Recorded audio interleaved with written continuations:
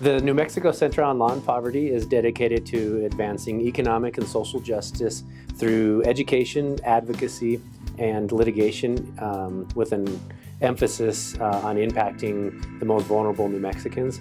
We have a specific focus on access to health care for low-income folks here in our state.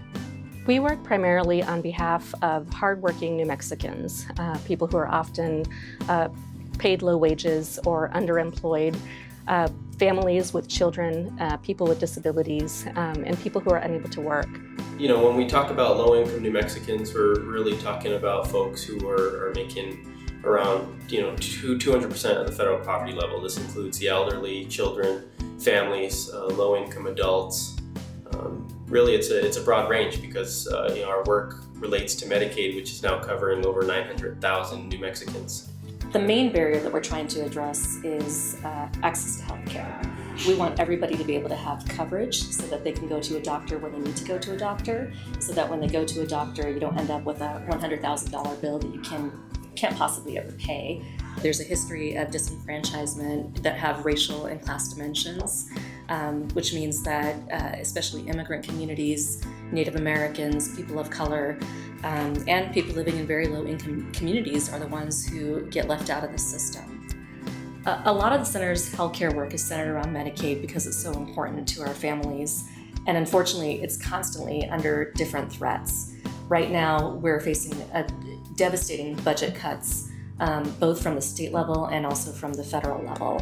We do everything from community education, working with community members and organizations to make sure that they know their rights, how to access healthcare.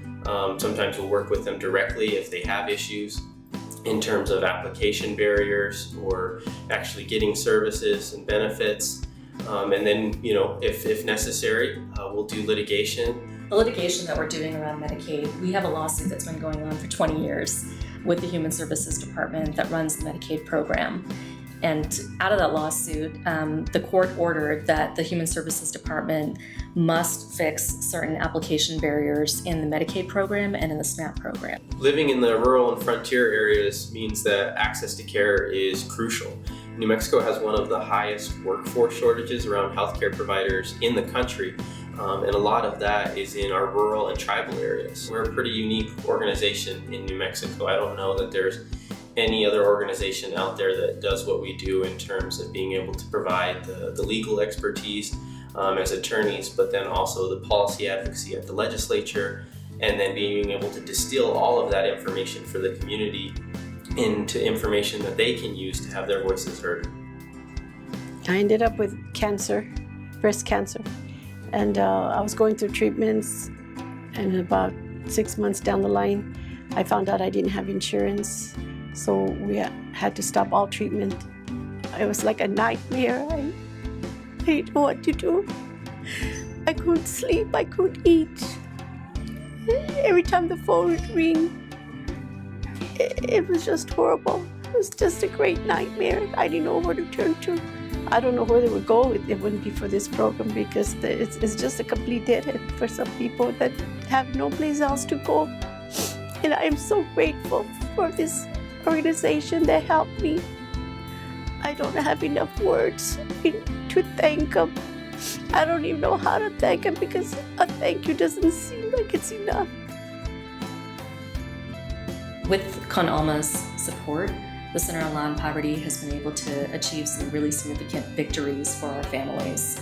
Alma is a well-respected organization in New Mexico, being able to provide the grants that they do to multiple organizations that have an impact on healthcare access. The Voices for Children, the Health Action New Mexico's, the New Mexico Center on Law and Poverty's, those type of organizations in our state to be able to do that high impact work that increases healthcare for everyone is such an incredible asset to have. And so having an organization like Alma to help be able to fund that work is just something special.